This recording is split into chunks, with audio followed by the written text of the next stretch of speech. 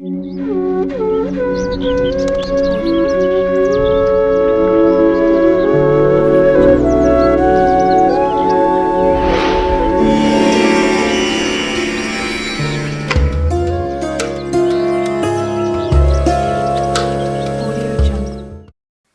నియమాలనేవి కేవలం ఇంటి నిర్మాణానికి మాత్రమే వర్తిస్తాయి అని అనుకుంటారు.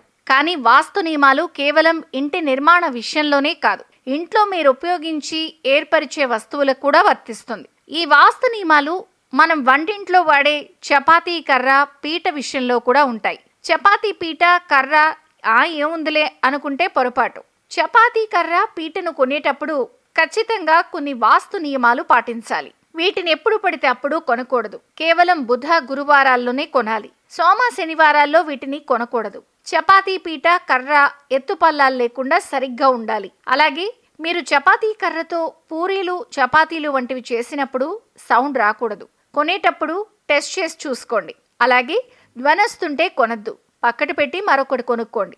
సౌండ్ రావడం వల్ల ఆర్థిక కష్టాలు వస్తాయి. చపాతీ పీట, కర్రను ఉపయోగించిన తర్వాత ఎప్పటికప్పుడు శుభ్రం చేసుకోవాలి, లేదంటే అనారోగ్య సమస్యలు రావచ్చు.